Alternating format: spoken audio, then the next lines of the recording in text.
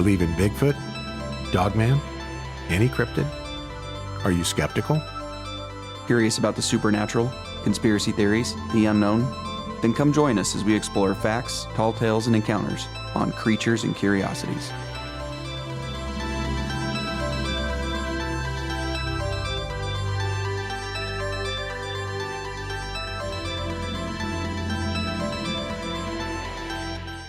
Hello and welcome to Creatures and Curiosities. I'm David. And I'm Jake. And in this week's episode, we're going to be talking about hellhounds. Yeah. So the first thing that came to mind when I thought about hellhounds was some of the shows that I've watched, over the course of time. Some of the crazy ones like the Monsters and Mysteries and American things of those nature. But the first thing that came to my mind was the movie The Omen. Do you remember that? Oh, yeah. Little Damien. And there was that scene where the guy jumps the fence of the cemetery because he's going to see. And again, I'm a little washy on this because it's been a long time since I've seen that movie. But I think he was going to see what the mother was. Right. And they were going to dig up her body or something because they thought Damien was demonic at that point. Yeah. And they get into the graveyard, and as he digs it up and he pushes the stone aside and he sees the bones of a dog, and that the mother was actually a dog and Satan was the dad kind of thing. And this kid was the Antichrist. But do you remember all of a sudden these two big black dogs show up staring at him? He takes off running. And of course the scene was horrifying anyway, because it's those gated things with the spears at the top, and he jumps up and the dog grabs him and it shoves up like through his bicep. I know it was in his arm. Yeah. And his arm gets stuck on the spear of the top of the fence, and the dogs are yanking on him and whatnot. And he finally gets away. Of course, I think later he's beheaded in the movie. Yeah, I think so. Yeah. I think it was that guy where the sheet of glass slides out of the back of the truck and snaps his head off. But anyway, that's what I picture. Yeah. These hellhounds were there guarding the Antichrist's mama's bones. Yeah. And as we go into the description here, a lot of times these dogs are said to be like huge. And in the movie, they were just normal, like Rottweilers, right? Yeah. They were like Rottweilers, I believe. And as you go through different legends, different lores of hellhounds, they can range anywhere in that size, from being normal dogs to being these massive, huge creatures, 400 pounds. But again, the first thing that came to my mind was The Omen. That was a creepy movie back in the day. Oh yeah. I mean, I think it still holds true. I watch it nowadays and it's not as terrifying to me, because I was fairly young back in the 70s. I was almost 20 when that movie came out. And that came after like The Exorcist. And those were more terrifying movies back in the day than they are nowadays. Maybe it's just because I'm older and I don't care anymore, but I watch horror movies and nothing scares me. Well, I think you're less desensitized back then. Whereas now you can see everything. Yeah, that's probably a really good point. I mean, even watching war on TV, Walter Cronkite covering the Vietnam War, you didn't see anything. Right. They'd walk by and soldiers would wave at the camera. Nowadays, you actually watch, some Iraqi soldier blow his own head off with an RPG. And you could be on anything. You could just doom scroll on like Instagram. Yeah. And as you're going, you got videos popping up about cryptids and stuff. And then, boop, there's a car crash. And And so you got to watch it. Yeah. And then some dude's getting, sliced in half essentially and ejected out of the vehicle, and there's blood everywhere. And you're like, how is this just on the internet for anyone to see? Yeah. And there's like 10-year-old kids watching it. Yeah. And they're all totally desensitized. And that's what it is, I think. So when they see those scary movies, they're like, that's so fake. Yeah. Right. But back then, when you didn't have it, it's like, back in our day, it's like you couldn't sleep for 6 months. Right. And if the bed even slightly moved or something, that's game over. Oh, yeah. Yeah. I was bailing out, running to my parents' room, jumping in their bed and screaming. I always thought, and I talked about it in the Ouija board episode. I was always just waiting for my closet door to creak open. Yeah.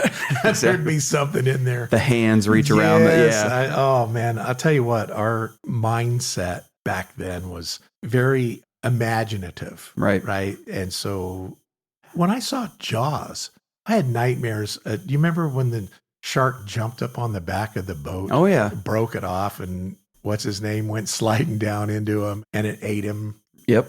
I had nightmares that darn shark was jumping over the foot of my bed. Yeah. There it is. I was horrified of The Godfather when I saw it. I couldn't move my legs. I knew that horse's head was in my bed. I couldn't move my legs for fear of kicking a bloody horse's head. Yeah. And so, it's kind of funny how nowadays I watch these movies and I'm like, boring, stupid. Yep. Oh, that was a terrible horror movie. But if you showed it to someone back in the 70s, they would probably still have trauma from it to this day. Yeah. It's insane.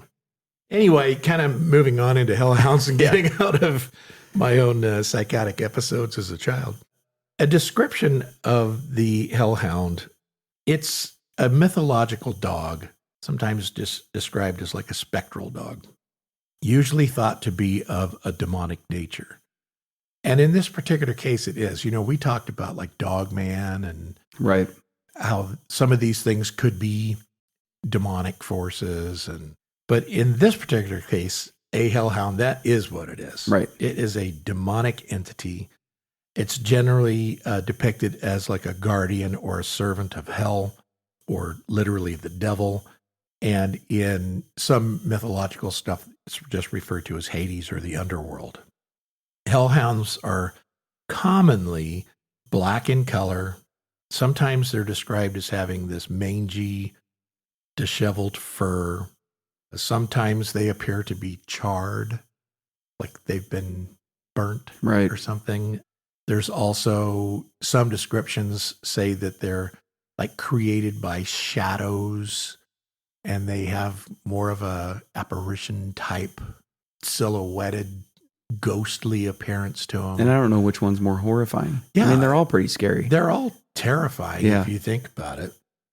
They can be of regular dog size, like your Rottweilers in The Omen, or they can range into what would be considered enormous in size, like size of a horse or a large bear. And a dog being that big, Great Danes are pretty good sized dogs, and Mastiffs are good sized dogs. Irish Wolfhounds. Yeah. Sure. But could you imagine a big, black, huge dog the size of a horse? No. That's it's terrifying. Or the size of a grizzly or a black bear. No, there's no way. And like with that type of stature too. Yeah. They are supernaturally strong, and most of these descriptors are that they have these red glowing eyes, which boom, back into the red eyes of the cryptid. Yep. Clearly demonic.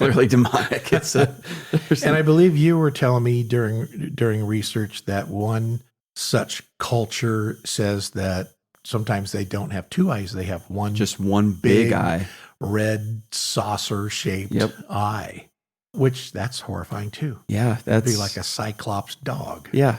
And the size of a horse. And the size of a horse with one big eyeball staring at you. That's horrifying. They can often be accompanied by flames. And in these particular descriptors, sometimes it's that they breathe flames.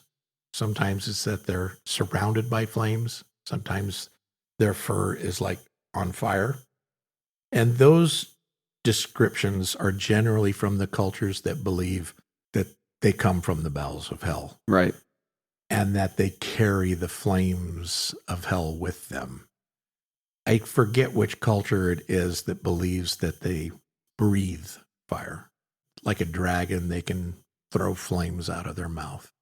I don't remember which one it was. I can't remember either, but it's because there's just too many. There's a lot. And each one, it's basically the same, but with little variations. Yeah. And that was part of the problem with doing the research on this.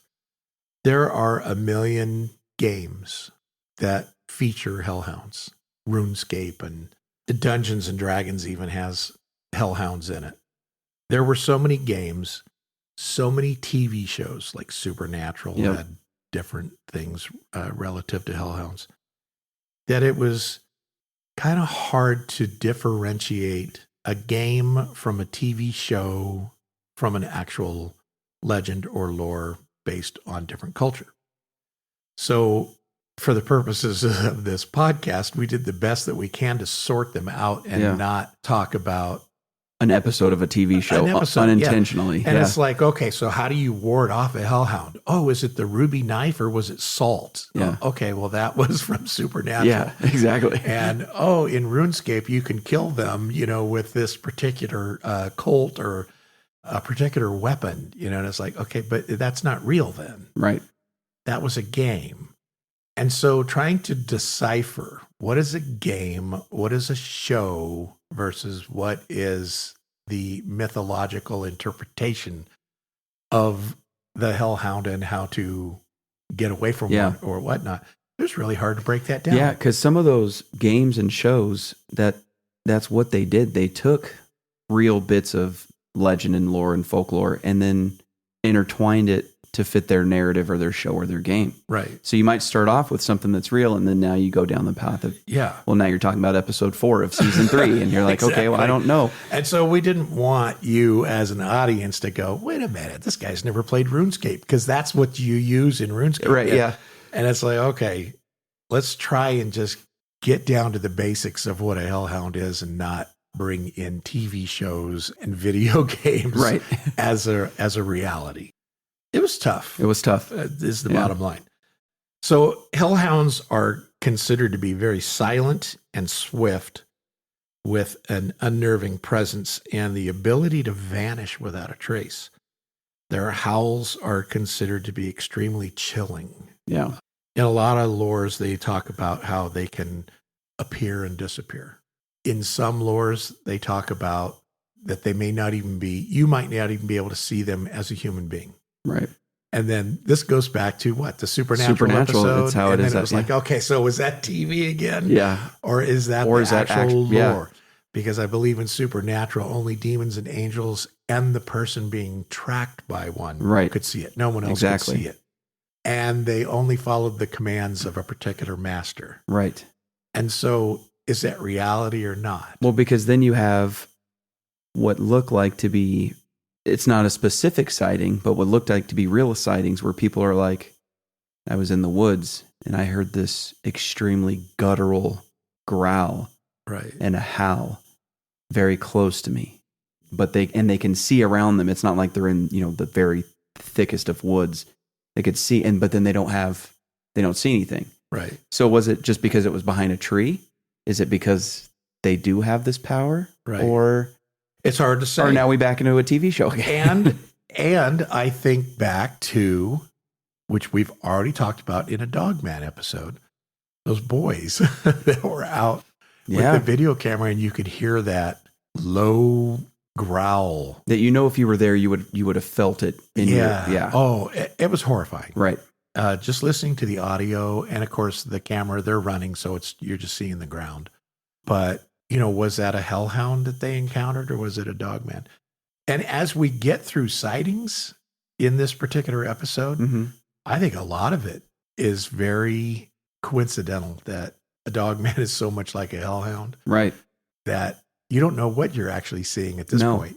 And so, like I said, we'll get into that. Location-wise, that was another tough one. Yeah. Where are hellhounds? So if you were to, like during research, and you just put, what are the locations, where hellhounds have been seen, et cetera, it'll direct you to video games. Yep. Where to find them in the video game. Yeah. And it's like, oh, come on, I can't take much more of this. But what we were able to scrape out that's not a video game or not in a movie, we basically found that hellhounds have been seen all over the world. All over the world. And they have a place in almost every culture. Yep. And that was another thing that was tough, is separating different variations of cultural belief. Yeah, because each one is different. Can be very different. Yep. I mean, from this thing is out of the bowels of hell to, oh no, they're They're guardians. They're guardians and protectors. And it's like, geez, Louise. 2, they swallow the sun and the moon. And in Asia. Yeah. I think it was China. I think it was China that they swallowed the sun and moon. Yeah, which creates the eclipse. Yeah, that's what creates the eclipse. Yep, that's what it was. In America, sightings seem to abound in places like Black Mountain, Kentucky, Clinton Road, New Jersey. And there's been so many sightings in those areas that they're believed to just like roam freely amongst the forest land and whatnot. Right. Legends of hellhounds persisted in Meriden, Connecticut since the 19th century. And the hellhound was said to haunt the Hanging Hills area, which is just a series of rock ridges and gorges in a recreational type area. And then you found a story where a guy witnessed his friend was killed or fell off a cliff or something of that nature. Yeah, he was a geologist, and him and his friend went out researching, and he was telling his friend how he had seen the dog a couple times. And his friend was like, yeah, so have I. And then during this, the guy accidentally falls off the cliff and dies. Yeah. And they're like, oh, it's a freak accident. But the guy believed that it was because of the dog sighting. Well, because there is the lore that if you see the dog 3 times, you're going to die. Yep.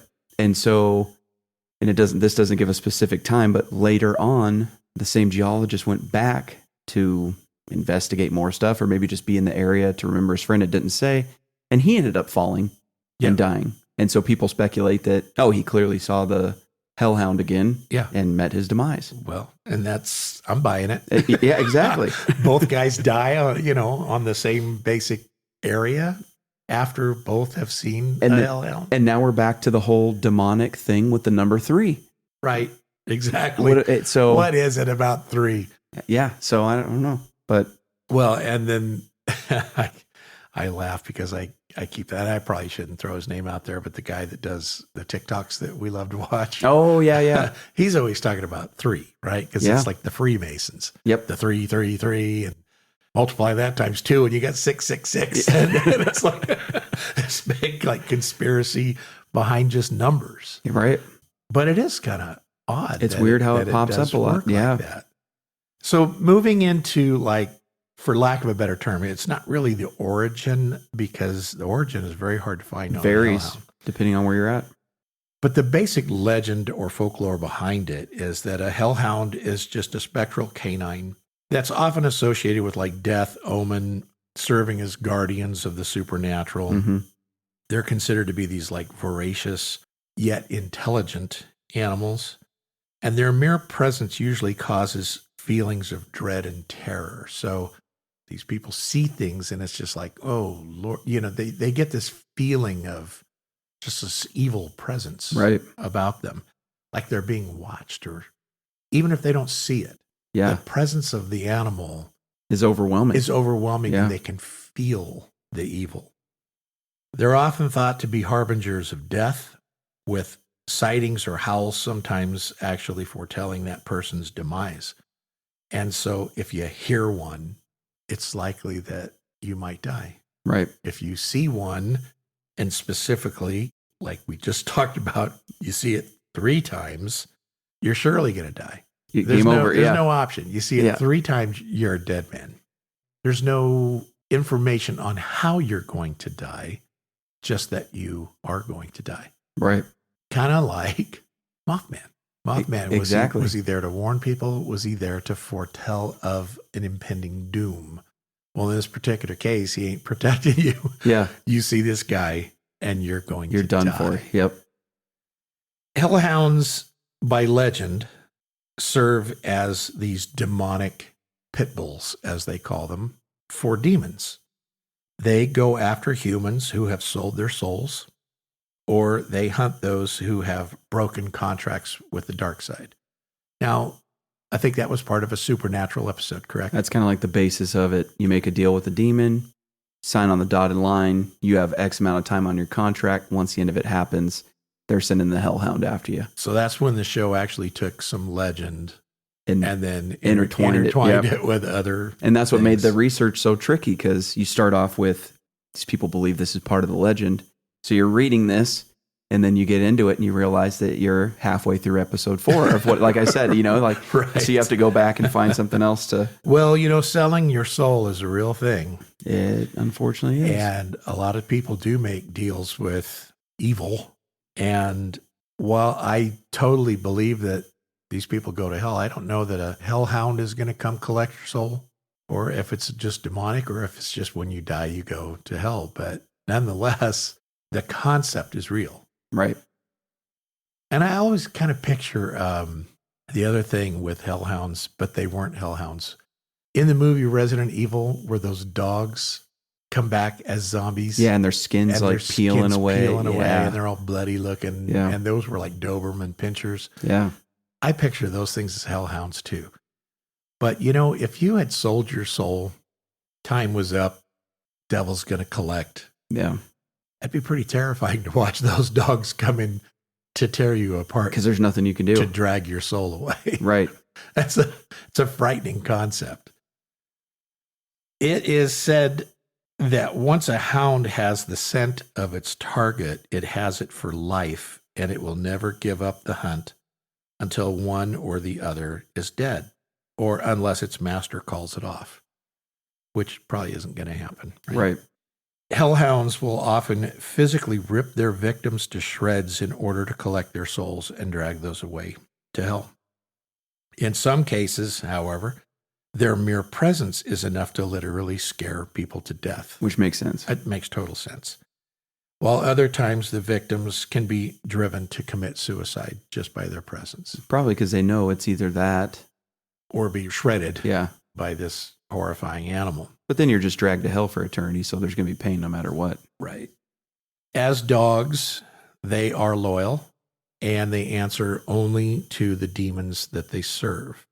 They can't be swayed or bargained with. So, once it's on your scent, it's game over. Tracking you down, there's no tricking it or whatnot. It's game over. Exactly how they're controlled is unclear, but according to legend, they appear to understand verbal commands from whatever demonic force is behind them. Right. And some believe that they can be controlled simply by the thoughts of the demon that they serve. Now, in some legends, the hellhounds are associated with Hell being Hel, which, remember, she was the goddess of the underworld. Yep. We talked about this in the episode of Perchta. Right. Odin, who was technically like a god. He was a god. But Odin was potentially one that ran the wild hunt. That was one legend. And then Frau Perchta, her legend is that she ran the wild hunt. Right.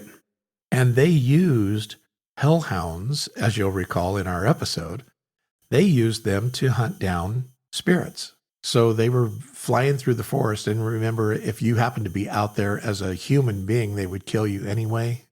Yep. And then your ghost had to join the hunt. Yeah. And you became one of them, that your soul stayed on earth and you became part of the wild hunt.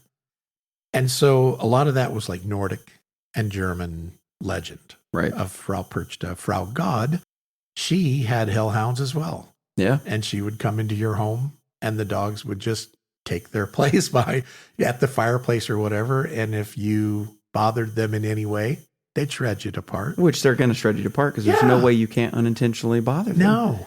No, even if you knelt down to pet one of them or something and you woke him up, then they kill you. So hellhounds have had their place in many, many cultures. Yep. They just happen to be a little bit different as you go from culture to culture. Hellhounds in some cultures actually serve as protectors of sacred or dangerous places, mountains, crossroads, cemeteries, etc. And so in those particular cultures, they're kind of good. They don't have to always be malevolent. They can be just protectors of the land to kind of keep people away. Right. So they don't kill you or anything. They just scare you off. Unless you give them a reason to. Unless you give them a reason. Yeah. So literally what we found that there's just multiple versions of how hellhounds came to be, what they actually are. But the one thing that holds constant is the description. Aside from the one eye versus two eye thing. Yeah. They're almost always described relatively close Yep. to what every culture sees them as.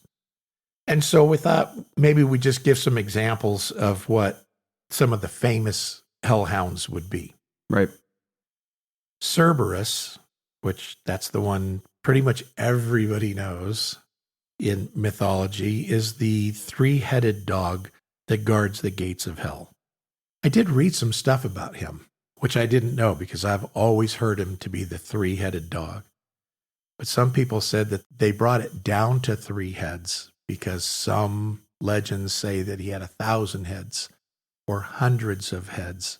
But an artist rendition of that, they couldn't draw that. So they just decided a 3-headed dog would work. And there you go, the number 3 again. Yeah, the number 3 again.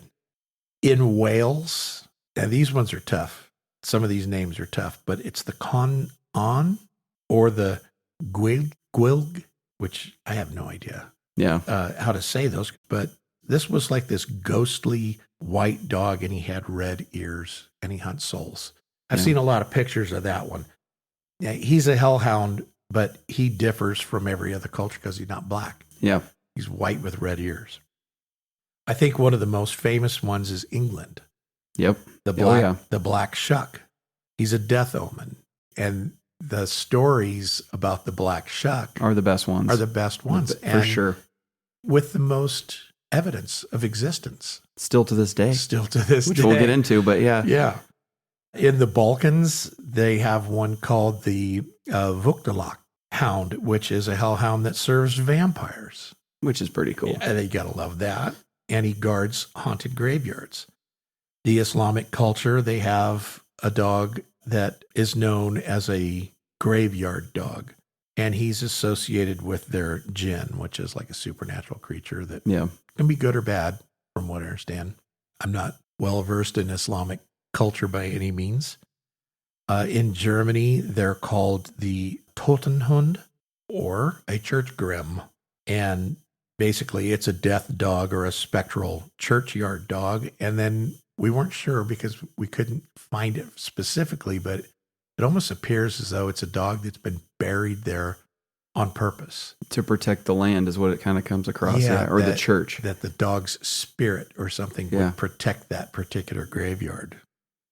So I don't know that that's necessarily a bad one. He's a protector of the cemetery. Yeah.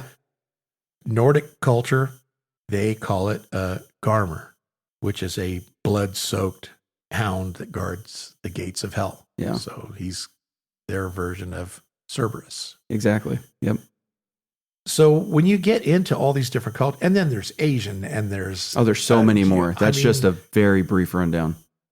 We couldn't even begin to touch all of these, and the stories related to both. It's just an incredible amount of information on hellhounds. The bottom line is you don't want to come across one. No. And they're terrifying. Yeah. Oh, yeah. It doesn't matter what culture it is. And then if you can just picture like the Perchta thing, these Christmas witches that are using hellhounds to go hunt down souls.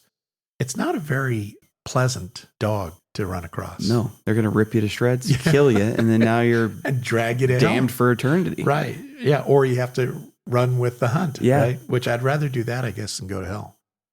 Yeah. But the sad part about that, as I recall from our episode, was that some of these people are unwilling, obviously. Oh, yeah. So now you're forced to hunt down these You're essentially a demonic slave for eternity. Right. And you're going after contract breakers and taking them to hell. Yeah. So I don't know that I would want to do that, but I don't know. These dogs, man, they're something else. And we're going to get into some sightings here. Some of these sightings, just so our audience knows, kind of just includes the feeling of chilling breath. Like let's just picture you're out walking your dog in the forest or something. Yeah. And all of a sudden you just feel this like chill. And it's almost as though you're getting a breath on the back of your neck and, your hair standing up on the back of your neck and it feels cold. And then you hear this guttural growl or this ear-piercing howl or something off in the distance. But these wouldn't not be natural. Right. So, and I think that's the key here is it's kind of like hearing a Bigfoot yell, or if you heard a wampus cat or something screaming in the forest, these are not normal animal sounds. No. And I believe in the case of a hellhound, their howl. It doesn't sound like it's not relaxing, like, oh, those are wolves in the how distance. Beautiful. Yeah. Or a coyote's scream, No. or whatever. No, these are horrifying, similar to the dogman. Right. So you hear a dogman growling off in the forest, it's going to be way more terrifying than just like a real wolf that's howling or baying at the moon. Exactly. It's also reported that you get this sense of being watched. Right. Which we talked about just a little bit earlier, but you're out in the forest and you just get this overwhelming sense of terror and that something is peering at you, which, a lot of cryptids fall into that. Yeah. I know a lot of people that have had Bigfoot encounters, and they say they just feel like they're being watched. They never saw anything, never got any video evidence, never got a picture, but they know something was following them and they're being watched. Right. And that's kind of what the hellhound is like. And it's not a good feeling. It's not a good like, feeling. Oh, I just feel like someone's here. No, it's almost overwhelming fear. It's terror. Yeah. And speaking of Bigfoot, I got to throw this out there. I was in Tennessee for a week. Right. Just recently. And do you know, and I'm not kidding here, I don't know if any of our audience members here listened to our episode on Bigfoot, which was our very first episode of our first season. Right.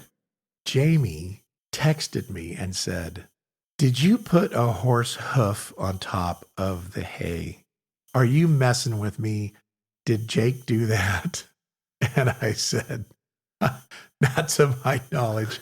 I don't believe he did. Maybe you should text him and ask him." Did she ever text you? No.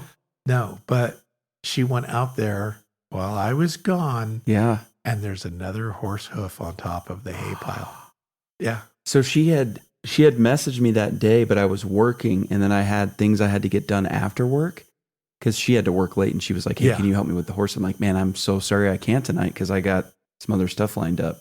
She's like, "Oh, that's fine. I'll feed him when I get home tonight. It's just be a little bit later." Yeah. And that's all I knew about it. Now I wish I would have showed up. She got there and there was a horse hoof on top of it, which if you listen to our Bigfoot episode, I was gone for 4 or 5 days and there was a horse hoof, a chunk of one on top of our hay pile every single night. Every night. She threw it off, and it was back on top of the hay every night.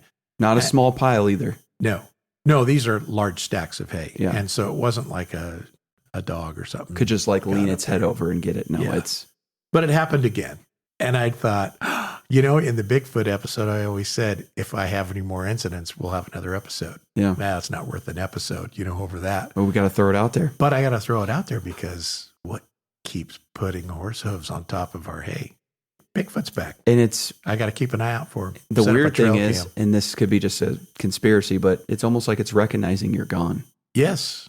I know, which means it's been watching us, which is actually kind of terrifying. Because I know you're observant enough that when you go out, because you feed him every day, that you would notice something like that. Because you're probably looking for it. It's wanting to know if he's been there. And it's not there when I'm home. As soon as I leave town, somebody's putting a horse hoof on top of the hay pile to torture my wife.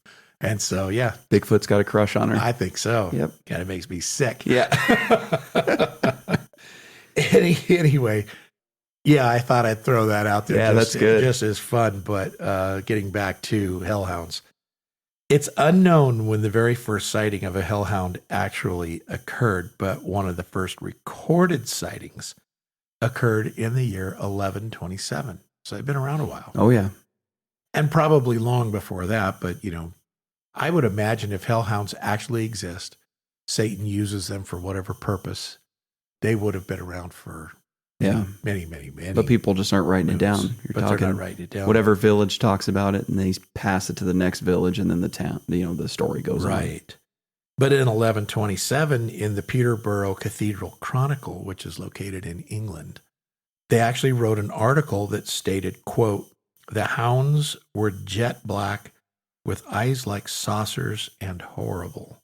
This was seen in the very deer park of the town of Peterborough." End quote. And so that was the first known writing of the witnessing of a hellhound walking through a particular community. Right.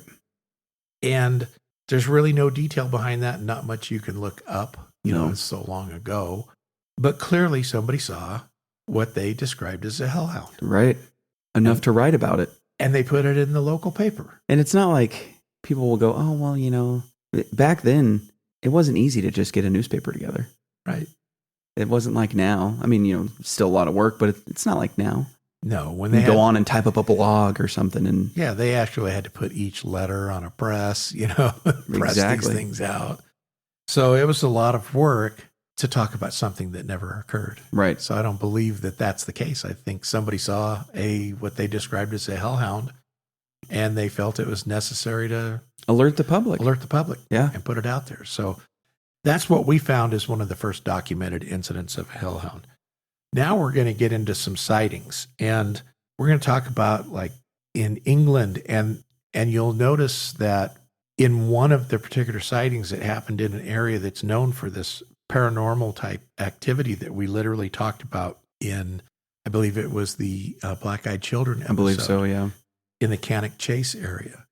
The one thing that I literally noticed is in a lot of the areas that you're going to be discussing in sightings right now, they are not famous for, but known satanic ritual areas. It's too coincidental. And it is. Yeah. It is just too coincidental. It's one of those, like, I hate to tell you we told you so, but we told you so. They're demons. Right. And so Cannock Chase was one of those. Right. And there's going to be a couple more areas that you're going to talk about that I'll probably just interject and say, there you go. There's one of them. Right. A lot of these places had cult activity, and everywhere that we talk about specific cryptids and stuff, and you can point out that there was cult activity or cultic murders. Right. These places always manifest these cryptids and demonic like forces, and it can't be a coincidence. It can't be a coincidence. Yeah. That's the thing. So to me, it can't be. No. Someone out there will go, you guys again with this, you're nuts. I know. And I know everybody thinks that we're probably crazy. That's all right. And it's okay that you do, but explain to me then why, when they literally find the one episode where they had the murders in the ice house thing. Yep. And it was a satanic cult, and girls were going missing and found strapped to trees, and rituals that had occurred. And then the cryptids that come along after it. Right. It's just too coincidental. Yeah. If you want to chalk it up to a coincidence, that's fine. Yeah. I can't look at these stories of what's happening and just say, man, it's probably just a coincidence. Yeah. I just can't do it. No. And these are going to follow suit. Yeah. And then when you're talking about a hellhound right. being associated with the area where there's satanic ritual, it just makes sense to me. Right. So, yeah, why don't you jump into some of these sightings? Yeah, we'll get into, I think, what is probably one of the best ones, if not the best one. It's got to be. Long time ago, but definitely the best story. So it's August 4th of 1577, and a bad storm hit the English countryside, and people started going into the Holy Trinity Church, which is in Blytheburgh, Suffolk. And they go in there to pray and obviously hope to survive the terrible storm, when all of a sudden, a massive black dog burned the door down and started to kill people. From reports, at least 8 people were killed, and 3 of them were unfortunately children. And so the steeple collapsed into the roof of the church. And I actually read that there was like a clap of thunder when this happened, when the door got basically kicked in by this massive dog. Yeah. That he entered with like a roar of thunder, which shook the church so hard that the steeple collapsed. And so scorch marks, which were referred to locally as, quote, devil's fingerprints, end quote, still remain on the doors to this day. Which now, we looked up. We looked at pictures, and they're still there. It's still there. You could see these giant, almost claw mark-like black marks on this door. Yeah. That's still, because this is still an active church in this area. Right. It looks like a small castle. So from 1577 to present, and it never went away. These burn marks are in the door that faces, it's the north entrance to this church. Right. And they're still there now. Now, people could say, well, it's probably just a publicity stunt. But what real church, let me say that, real church, because there's a lot of weird ones out there. Yeah. What real church is going to promote essentially demonic activity to get people to come to their church? Right. Yeah. I just don't think you're going to do that. I don't think you could fill your your parish or whatever this was. I don't know what kind of church it was, but I don't think people would come if they thought there was the possibility of demonic forces coming in and actually murdering people. Yeah. It's just not going to happen. So, and it only happened one time. I mean, there's no history of it happening at this church other than this one incident. Right, at the Holy Trinity, yep. At that particular church. But because you can move on. On the very same day, at St. Mary's Church, which is in Bungay, which we looked it up, it's a 20-minute drive. Right. The hellhound kills 2 worshipers there, wringing their necks, quote, clean backward, end quote, before vanishing. And witnesses attributed the death to the devil's manifestation. See, now that's 2 churches, 1 day, 1 dog, multiple deaths, leaves char marks that have lasted for 400 years and are still present on the church doors today. Right. You can't say it didn't happen. You can't say it didn't happen. I mean, I suppose you could, but... I mean, we're talking, if you look into it more, actual historical sites that do like history tours, museums, stuff like that, they refer to this incident. Yeah. They believe it happened. Historians believe it happened. It's not like, oh, just, they have marks on there and someone came up with a story to scare you into going to church. No, they have evidence showing it. And you almost have to wonder why this would have happened. Right. Were there people in the church that were part of maybe a satanic ritual or had sold their souls to the devil or did something that forced a demonic entity into a church? Because you would think like the house of God would repel it'd be any protected. type of evil stuff. But if there were people in that church that were doing things of satanic nature, it's no longer a house of God. It's no longer a house of God. Yeah. So I don't know. We don't know the circumstances behind it, and there's a lot on it, but no more detail than what we just gave. Right. So you got to just come up with your own theory as to why a hellhound would kick the doors of a church and go in and kill people and then leave, and then go to another church and kill another couple people and then vanish. Right. And never return in 400 years. So I don't know, something very bizarre happened. Because it'd be and again, back to the coincident thing, it's too coincidental that 20 minutes apart, a large black dog killed people. Right. You're telling me there was one large black dog over here that did it, and then it just happened to be another large black dog over there. It's the same dog. And then when you go on, this is even more frightening. So yes, in 2013, a London-based archaeological group unearthed the bones of a gigantic dog in a shallow grave, and the grave was only about 20 inches deep. And this was in Leiston Abbey, Suffolk, which is right in that region. It's probably 20 minutes from one of those towns. And this dog stood more than 7 feet tall and would have weighed roughly 200 pounds. So a monster.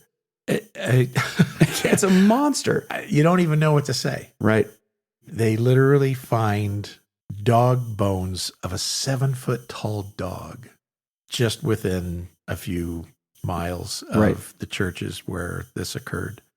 I mean, to me, it's too coincidental. Right. It's probably, I know everybody's going to go, these guys are crazy, but it's got to be the dog that killed him.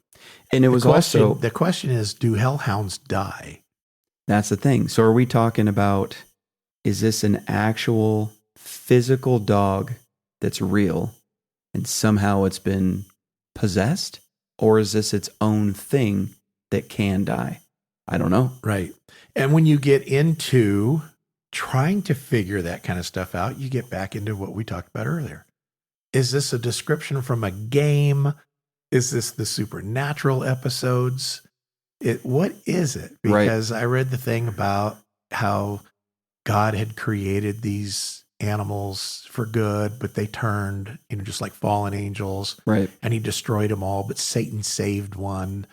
And the one that he saved, ended up having litters, which that doesn't make sense either, because litters with what? Right. Unless it was a demon. Then you're just, yeah. And then the more you read about this stuff, it was like, well, none of that's scriptural. Right. And so where did that come from? Is that part of a game?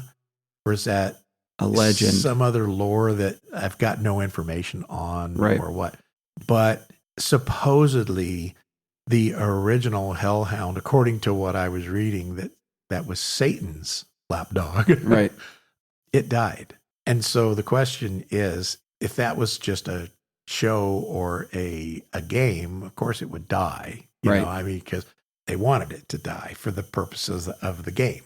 What I don't know is if that's supposed to be the legend, if these hellhounds do die, then how are they also being created?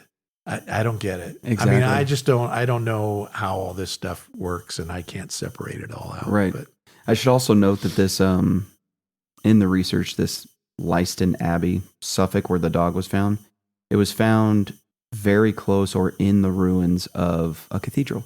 Oh, well, there you go. So that's also kind of weird that 2 churches were attacked and then the remains were found in a separate town's cathedral. Yeah. Near on the grounds of. So maybe the church people killed it and buried it. Maybe. Saw it coming. I don't know. I don't know either. Moving on. So the Gwilgi, or the spectral dog, as the Welsh describe it, is a wolf-like creature with glowing eyes. Usually has steaming breath, and it's been sighted multiple times. But so the sightings have been at the Nant Y Garth or Nant E Garth Pass and the Marchwile, which are in Wrexham County, Wales. But there's no specific details. These are one of those sightings where people have claimed to see it in these areas over a pretty long time, but Mike can't give a description that on January 7th he saw it. Right. None of that's happening. Moving on, Cannock Chase, Staffordshire, England. During the 70s and 80s, the 1970s and 1980s, there were multiple reports of a large muscular dog with pointed ears and glowing red eyes patrolling the forest roads. But again, no specific details were given. And then again, Cannock Chase being one of the areas where there was demonic activity. Lots of it. Lots of paranormal and demonic stuff going on. Yeah, and then we touched on that in another earlier episode. Right. So the Battle of Mons, this is during World War I. There was a horrific battle that took place between the English and the French against the Germans called the Battle of Mons. And at one time, the sides went to a standstill and went into trench warfare. Now, there's a place called No Man's Land between the trenches, and in that place, there was something that was pretty terrifying. And it all began with a British patrol going into No Man's Land, and they didn't come back. Now, of course, at the time, that was pretty normal, until they saw the patrol had been mangled and destroyed by what looked like to be some kind of powerful animal. And at the time, there was an eerie howling noise coming from No Man's Land. When they saw it from reports, the creature looked like a greyhound covered in black hair and red glowing eyes. At the end of the battle, many suggested that the animal was just a hallucination caused by the gases that were deployed by the Germans, and others suggested that the German scientists developed an experimental dog soldier. Which we've kind of talked about before. We have kind of talked about before, yeah. And, the German scientists were some of the most brilliant people in the world. Yeah. I think everybody knows that. And when it comes to technology and stuff, like the Japanese and stuff have perfected things and stuff, but the Germans were the innovators. Right. On almost everything that you can think of. They came up with stuff. And we talked about this like in a Dogman episode. I think it was, yeah. Could they have been created? Is this like some hybrid dog soldier or something? Yeah. And it's hard to say. That's going way out there. Right. Because I just don't believe in that whole, Frankenstein kind of concept where you're creating some mutated thing. Doesn't mean it doesn't exist. Right. Or it couldn't be. I have a hard time grasping that one. The fact that these guys could have been hallucinating due to toxic gases deployed by the German soldiers, I don't buy that either, because you're not hallucinating I mean, the bottom line is these soldiers were torn to shreds. Right.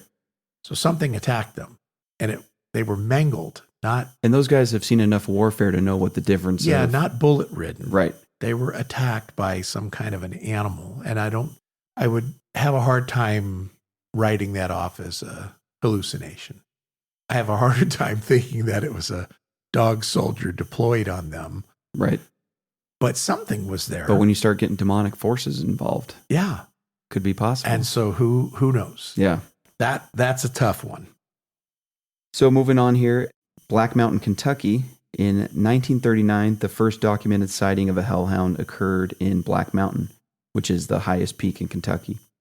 Several moonshiners reported seeing hellhounds on several different occasions, ranging from Harlan County to Pike County, but there were no specific incidents or details given. These sightings continued throughout the 1940s. And in Pike County, a rancher reported that his livestock were being killed by a large creature. He believed the creature to be a large canine-type animal, later described as a hellhound, and he was able to capture some video footage of it, and it was aired on Mountain Monsters, and this happened in April of 2014. Now, I watched that episode. Yeah. It was horrible. Yeah. And, the bottom line is this guy shows these mountain men this ripped up calf, supposedly victimized by the hellhound. And if anybody's ever watched the Mountain Monsters program, they're a bunch of like hillbilly guys. Yeah. And in every episode, they build a trap. Yeah. They always catch what they're out for, and then it breaks out of the trap. Right before the camera could spot it. Yeah. Yeah. And they run, and the trap is always demolished, and, it got away. It doesn't matter what it is. And this episode is no different. And they're just always so lost. Oh. It's running around the cabin. No one's behind the cabin. It's running through the cabin. Well, you have 8 guys, but somehow they couldn't surround. Yeah. And in this particular case. And it's just crappy TV. That's what it is. On the first night of their investigation, they find this kill area, right? Supposedly where the hellhound has been eating all these cows. And they find a whole bunch of bones and stuff strewn around. But as usual, right, they build this trap made of bamboo because Huckleberry or Billy or whoever. Yeah, Trapper, one of the guys. Yeah. One of the guys says, hey, bamboo doesn't have an odor, and the hellhound will never know. So they build this stupid trap. And then another farmer shows up with a video of the beast. Well, I think in this video, you can almost tell it's a guy in some kind of an outfit, running behind trees. And stuff. I mean, it's just horrible. Right. And anyway, he claims he found a paw print that measured like 7.5 to 8 inches out in one of the fields, where some of the cattle were killed. And so now they're watching the film, right? I just remember this show so much because it was one of their worst episodes, and they're watching it and they're all talking about it's a hellhound, it's a dog-like beast, and it's the size of a bear, and it's this and it's that. Well, the next thing you know, they're out there wielding their guns and running amok, and the fat kid, whatever his name is, he's always falling down with the gun, and one of them screams, "It just ran past me, it brushed me," and it's like, come on, I can't take that anymore. But anyway, they don't trap it. Of course not. No, the trap fails. It probably got in there and tore the trap apart. That part I don't remember. But nonetheless, they were so convinced it was there that their thing was, we're going to come back on another day and get the hellhound. Well, this was my issue with every show that's ever been out there. All of them. Finding Bigfoot. Oh, we hear the tree knocks. It's throwing rocks at us from across the river. We could see it on thermal. So we're out of here, and we'll come back in 6 months and see if we can find. Well, you know what? If it's right there, walk over to it. Why are you not going after it? Yeah. That's your job. You're getting paid millions of dollars to put this TV show on to find Bigfoot or to find whatever cryptid that you're looking for. And in this particular case, the hillbillies are out there, and this hellhound runs by them so close that it brushes up against them but they leave. Yep. There's no reason to stay any longer. They didn't catch it in their bamboo trap, so they'll come back another day. Well, I'm sorry, but you're out there with a television crew who has cameras. High quality cameras. Why did you not get that on film, right? Yeah. Well, and so that's what just ruins cryptid hunting for me. Right. Is morons that claim that they caught it but didn't get it on film. Every single episode is the same. Why don't you put a camera on the cage then so that we can see it breaking out? Yeah. Well, because then you won't watch the next episode. Then you won't watch the next episode because it's all a bunch of crap. But anyway, so that particular one, I think, so there's been a lot of sightings in the Black Mountain area. Right. The one that was showcased on Mountain Monsters. Bogus. Bogus. Yeah. I'm not going to buy into that at all. The next one that you're going to cover, though, I actually remember this one. So Palm Springs in 2013. Now, this is kind of like the story in England and happened on a rainy night in Palm Springs, California. Several people reported a bunch of large dog-like creatures running across the streets trying to get into cars and houses. An elderly man saw his car completely destroyed with bite marks and scratches all over, made by the hounds. Now, this incident was covered in an episode of Monsters and Mysteries in America. So I remember when this happened, and it was like big news. There was this like pack of what they said were hellhounds running through Palm Springs, running amok. And these animals were literally trying to break into houses, going up to doors and like forcing themselves against, jumping against it and pounding on the doors. And then this one guy's car, I remember seeing the pictures of it. They like bit the bumpers and scratched up all and jumped all on top of it and dented in the hoods and stuff. And then I did watch that episode of Monsters and Mysteries in America. And they were trying to portray them as, these big black hounds with red eyes, salivating and breathing steam and stuff out of their mouths, there were no real videos of it, as I recall. There was just their depiction of it. Right. But I do remember the incident. Yeah. And people talked about that for many years after that. Why did these hellhounds come to Palm Springs? Right. And all I could think of was because it's so hot in Palm Springs that they thought they were in hell, probably. Probably, yeah. Just a random pack of dogs. So moving on, in New Jersey, there's a, lack of a better term, a paranormal stretch of highway that's called Clinton Road. Yeah, and it's like 10 miles long. Yep. And this one's a good one. I like this too. Yeah, it's really good. And this is in West Milford, New Jersey. Now, this road is said to be haunted in multiple ways, but the biggest thing is that people that go down there swear they see a giant black dog with glowing red eyes just roaming up and down the road. Now, it's said that this creature is supposed to be a hellhound, and that if you get too close to it, it will try and attack you by ramming the side of your car, and then it will just disappear.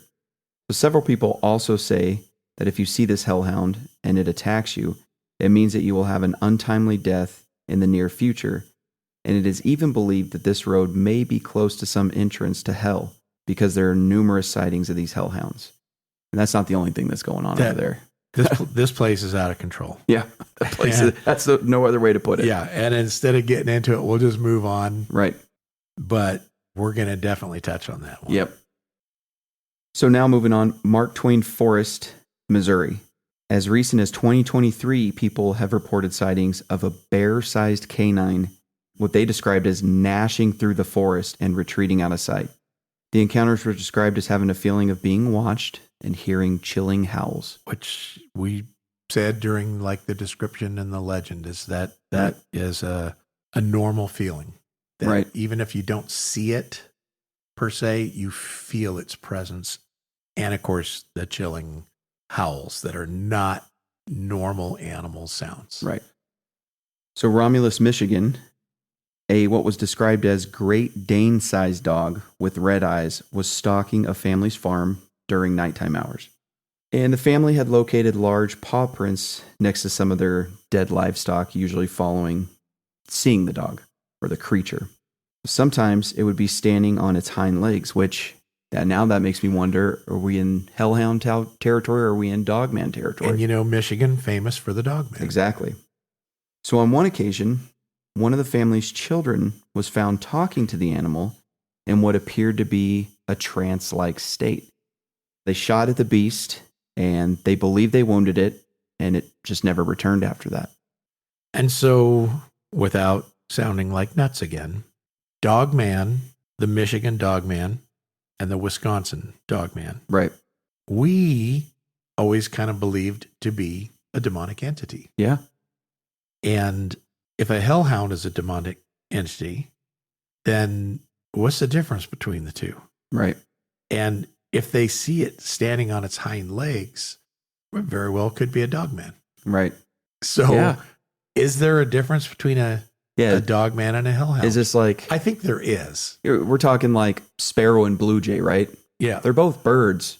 They just look a little different and act a little different. But definitely of canine variety. Right. Definitely demonic. We're just talking two different types of demons. Yeah. That's what we're doing. Yeah. So now in Jacksonville, Florida, in 2010, a group of young men encountered a 7-foot dog-like creature. Now they said, which I found this was interesting, they said it had a hollow skull-like head, and it ended up jumping a fence in what was described as a bizarre sideways twist. And then 3 smaller glowing-eyed dogs appeared, and then they all vanished. And there was no further details on that. Yeah, which kind of bothers me because when they say they vanished, did they run off? Did they disappear? Exactly. Because a hellhound during the legend portion, right, can be known to appear and reappear. Right. They can vanish because they're demonic. So they don't have to just run away. And hollow skull-like head. What are we getting at here? What does that mean exactly? I need more details on this, and there's nothing else. But I thought that was really interesting because that was kind of different. Definitely different than what everybody else describes it as. And I'm not sure what they do mean by skull-like. Yeah. Hollow skull-like head. I don't know. Is this like Skeletor on a dog's body? Exactly. I don't know. Are the eyes there, but it's bone and teeth and mouth still, but no skin? Or no idea on that one, but that would be creepy to see. And then the bizarre sideways. And it was a group of people, so right. It wasn't like one guy came up with this. And this bizarre sideways twist, is that because it's sprinting on 2 feet? So when it leaps over, it's more vaulting like a person would and kind of turning to the side? Yeah. Or is it on all fours and it jumps and spins? Like, I don't know. That's a tough one. But that's what we got. That's what we have as far as sightings go. And as with many mythological type creatures, there's thousands of accounts of sightings. They just don't have detail. Right. And I hate that because when you're reporting something that has zero detail or zero specifics to it, right, then I know it's so easy to just write it off and say, well, then it didn't happen. Right. They can't, there's no name associated with it. There's no time. There's no date. There's no really good description of it. So somebody just made something up and that's the end of it. And the hard part is it because of fear? Like, from interviewing people, you'll get 5 people with the same, they were at the same thing, but they have 5 different versions of that thing. Everything is like that. Doesn't mean it didn't happen. It just means that how they saw it is different. So was somebody so scared that, I just saw a 7-foot dog-like creature and it took off, that I can't tell you if I was standing or sitting down, how far away it was. Right. And that's very possible. I don't know. I think in this particular case, though, what we would be, or what you should look at, is the fact that the Palm Springs incident, there were vehicles damaged. In the 1577 England version, there were apparently documented deaths associated to the break-in of this church with physical evidence of marks on the doors. Right. In the New Jersey incident, there's just multiple sightings out there on that Clinton Road. And so even though they don't have necessarily specific information to them, in some of these cases, evidence was left behind Mm-hmm. that it was there and it did exist. Right. And so I don't think you can just write that off, personally. Yeah. Same. Anyway, moving on and getting into the possibility of what it is. Some experts suggest that the sightings are just misinterpretations of large cats or other animals, while others attribute them to supernatural origins. That's all there is out there. Yeah. Because what else can you come up with? Yeah. They either exist or they don't. And if they do exist, then they have to be demonic entities. Right. Oh, what else is it? A great big black dog with red glowing eyes, possibly surrounded by fire. Leaving scorch marks. Leaving scorch marks. that are still on present to this things. day. Yeah. That's nothing that we know of. Yeah. Unless there happened to be a dog on fire during a storm that ran into a church because it was in pain and killed somebody, and then ran 20 minutes down the road and did it to another church while still being on fire. Yeah. And then getting potentially buried by another church, and it's a 7-foot tall, 200-pound dog. Right. Or maybe it just ran to that other church to kill people because And it was still mad about the fire. It's still on fire, mad. And it died. And then it just died. And they're like, well, let's bury it because that's the right thing to do. Yeah. Okay, I'm not buying any. I'm not buying any of that. Yeah. Nope, it's a hellhound. Yeah. And there is no explanation to it other than It's evil. it is a satanic, demonic creature. Right. Moving into popularity, in that same town, Yep. in Bungay, England, established in 2022 and generally held around August 4th, they actually have a festival called the Black Shuck Festival, and it is held in remembrance of the attack on the church. Yep. Well, why would they have that if it didn't happen? Right. And I mean, they go all out. There's music. Yeah. They even, to close it out, kind of, they have a ceremonial burn of a black shuck effigy. Oh, there it is. It doesn't say this, but to me, it's almost like they're It's like getting rid of the evil. Right. You know, they're warding remembering it the off. good and trying to get rid of the bad stuff. Yeah. Right. So I think that's the only festival that we found. Right. But, I mean, that holds some water to it. Yeah. They have the festival because it killed people at a church in Right. that town. Yeah. So I don't know. That would be a weird honoring of something that never occurred. Yeah. It kind of doesn't make any sense. I love the fact that, towns have the reptilian, The lizard man. like the lizard man stuff, Bigfoot festivals. That's just fun. That's they're, awesome, And yeah. they're playing on the fact that there was a story behind it. It's a tourist attraction. This isn't a fun story. No. It's a story about churchgoers that were murdered by a And dog. their children. And their children. Yeah. And so I don't think it's honoring it. Yeah. I think it's in remembrance, Yeah. literally, of it, is that evil invaded that town and it took out some church people. And so they have this festival to honor the people, not the Honor the people not the and entity. then essentially cast out the bad by burning it. right. So anyway, that's a weird one. But Yeah. and then just to kind of wrap this thing up, hellhounds have made their way into movies, television shows, video games, board games, you name it. They're everywhere. I did not list them all because I think there were at least like 40 just video games with hellhounds. Right.